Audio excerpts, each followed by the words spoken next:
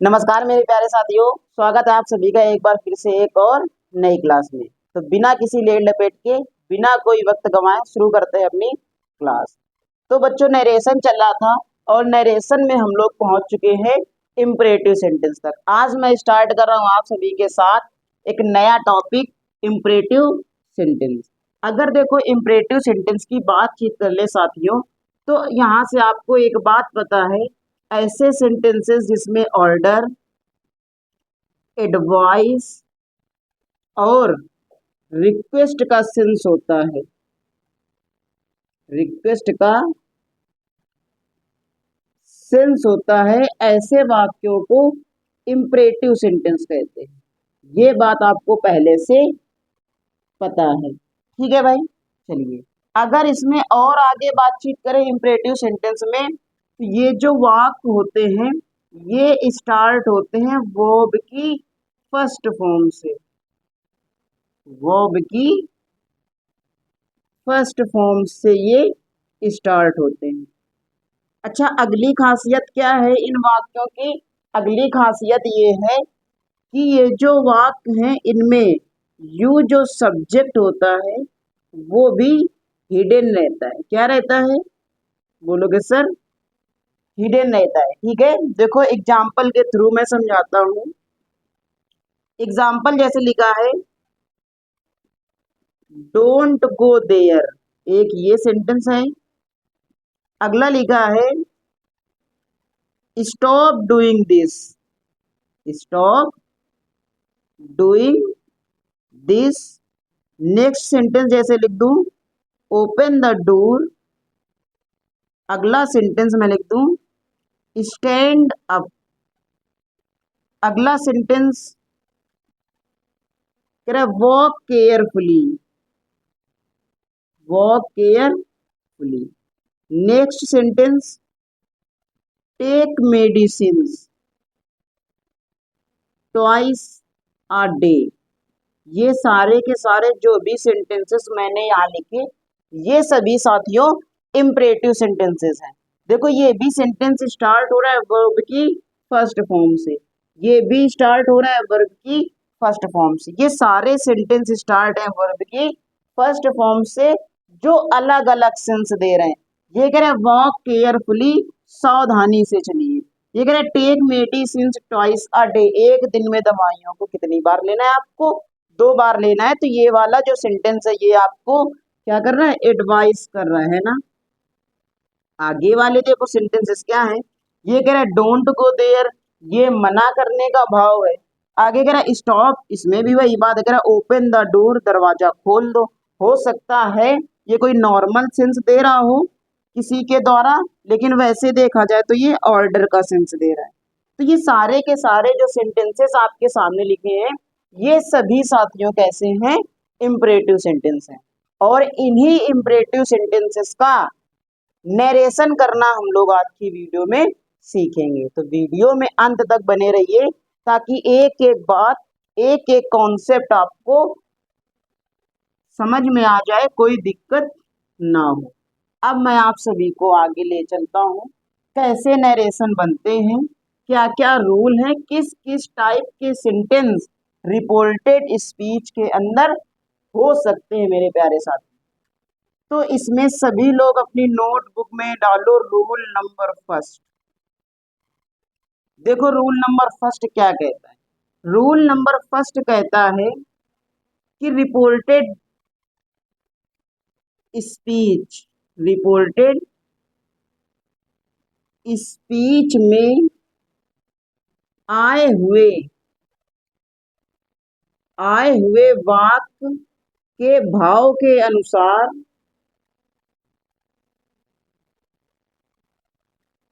Reporting verb को, reporting verb को order में, रिक्वेस्ट में, या फिर मेरे साथियों एडवाइस में बदल देते हैं। अच्छा, इस बात का कहने का मतलब क्या है? कह रहा रिपोर्टेड स्पीच के अंदर कोई इंपरेटिव सेंटेंस लिखा है और अगर उसका सेंस ऑर्डर का है तो रिपोर्टिंग वर्ब को ऑर्डर में चेंज कर देंगे। अगर उसका सेंस रिक्वेस्ट का है तो भाइयों रिपोर्टिंग वर्ब को रिक्वेस्ट में बदल देंगे। और अगर एडवाइस का है, सलाह देने का है, तो उसे हम लोग एडवाइस में चेंज कर देंगे। ठीक है, आई होप इतनी बात आप सबको क्लियर है। ये फर्स्ट पॉइंट है रूल नंबर 1 का। रूल नंबर 1 का ही सेकंड पॉइंट है। दूसरा पॉइंट ये कह रहा है साथियों कि कनेक्टिव वर्ड कह रहा है, जैसे आप लोग बाकी सब में इंट्रोगेटिव में इफ या वेदर लगाते थे, क्वेश्चन वर्ड होता था तो क्वेश्चन वर्ड को कनेक्टिव वर्ड बनाते थे ना, पर यहाँ पर बात है कि कनेक्टिव वर्ड क्या लगाएंगे, तो यहाँ पर नॉर्मल सेंटेंसेस में कनेक्टिव वर्ड हम लोग टू लगा देते हैं। क्या लगा देते हैं? टू लगा के कुल मिला के हम जब रिपोर्टिंग वर्ब वाला पार्ट कंप्लीट करते रिपोर्टिंग स्पीच का, उसके बाद इन्फिनेटिव के रूप में सेंटेंस बनाते हैं। टू प्लस वर्ब की फर्स्ट फॉर्म में लिख सकता हूं। आई होप आपको इतनी बात समझ में आ गई होगी। अब आओ मैं 3 एग्जाम्पल की मदद से आपको समझाते हैं रूल नंबर फर्स्ट कैसे बनता है। जैसे कह रहा है the teacher said to the student, the teacher said to students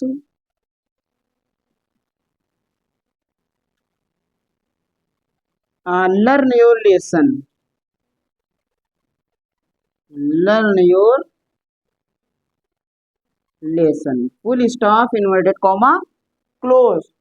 इस सेंटेंस को जब इनडायरेक्ट स्पीच में आप चेंज करोगे तो देखो रिपोर्टेड स्पीच में कह रहा है the teacher said to students learn your lesson.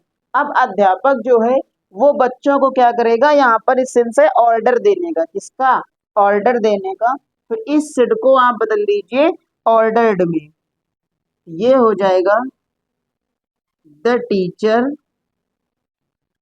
Ordered students. अभी मैंने आपको समझाया रिपोर्टिंग पार्ट वाला काम खत्म करने के बाद कॉमा इन्वर्टेड कॉमा को रिमूव करके हम लोग इन्फिनिटिव बनाते हैं, यानी टू लगा देंगे। इसके बाद वर्ब की फर्स्ट फॉर्म देखो लर्न लिखा है, लर्न लगा देंगे। ये हो गया the teacher ordered students to learn. अब योर ये है सेकेंड पर्सन का पजेसिव केस, चेंज होगा रिपोर्टिंग वर्ब के ऑब्जेक्ट के पजेसिव केस से। ऑब्जेक्ट में स्टूडेंट लिखा है, स्टूडेंट्स जो लिखा है ये प्लूरल में है, तो प्लूरल वाला प्रोनाउन लगा देंगे थर्ड पर्सन का, तो ये हो जाएगा डियर लेसन, फुल स्टॉप। और इस प्रकार से ये आपका सेंटेंस बन गया इनडायरेक्ट स्पीच में। चलिए एक सेंटेंस मैं यहाँ लेके और आपको समझाता हूँ। अगला सेंटेंस कह रहा है mother said to daughter, mother said to daughter, comma inverted comma, walk left on the road, on the road, full stop, inverted comma, close. इस सेंटेंस को पढ़िए जरा जो रिपोर्टेड स्पीच के अंदर लिखा है। देखो ये कह रहा है walk left on the road, सड़क के बाईं ओर चलो। इसका मतलब क्या है, ये जो माता जी हैं ये डॉटर को एडवाइस दे रहे हैं, सलाह दे रहे हैं, सलाह देने का भाव है। तो यहाँ पे ऐसे लिखो mother advised daughter, advised daughter to, अब वही ऊपर वाला रूल लगा देंगे, टू लिखो फिर वॉक लिखो, to walk left on the road. ये था मेरे प्यारे साथियों rule number first. I hope इस टाइप के सेंटेंस आपको बनाने आ गए। अब मैं लेके चलता हूं आपको इसी के आगे रूल नंबर सेकंड की तरफ। अगर स्क्रीनशॉट लेना है तो स्क्रीनशॉट ले लीजिएगा, इसके बाद आप अपनी नोटबुक में नोट कर लो। ये तो बच्चों देखो ये रूल नंबर सेकंड है, और रूल नंबर सेकंड ये कहता है यदि रिपोर्टेड स्पीच के अंदर वोकेटिव केस का नाउन दिया गया है तो उसे हम लोग रिपोर्टिंग वर्ब का ऑब्जेक्ट बना देते हैं। ये बात कोई देखो नई नहीं है, ये बात मैंने आपको असर्टिव सेंटेंस में भी बता रखी है। कैसे सेंटेंस को इनडायरेक्ट में चेंज करेंगे? द टीचर, अब अध्यापक बच्चों से कह रहा है सिट डाउन, यानी ऑर्डर दे रहा है। The teacher ordered. अब रिपोर्टेड स्पीच के अंदर देखो जो बॉयज लिखा है ये वोकेटिव केस में है, इसको उठा के हम लोग बना देंगे इस रिपोर्टिंग वर्ब का ऑब्जेक्ट, तो ये हो जाएगा बॉयज, यहाँ पर आ जाएगा द टीचर ऑर्डर्ड बॉयज। इसके बाद सारे वही पुराने नियम लगा के लिख दो टू सिट डाउन। इस प्रकार से वोकेटिव केस के नाउन को रिपोर्टिंग वर्ब का ऑब्जेक्ट बना देते हैं। ये रूल नंबर आपका सेकंड था। बच्चों रूल नंबर देखो थर्ड क्या है? रूल नंबर थर्ड है यदि रिपोर्टेड स्पीच के अंदर, यदि रिपोर्टेड स्पीच के अंदर का वाक्य निगेटिव हो।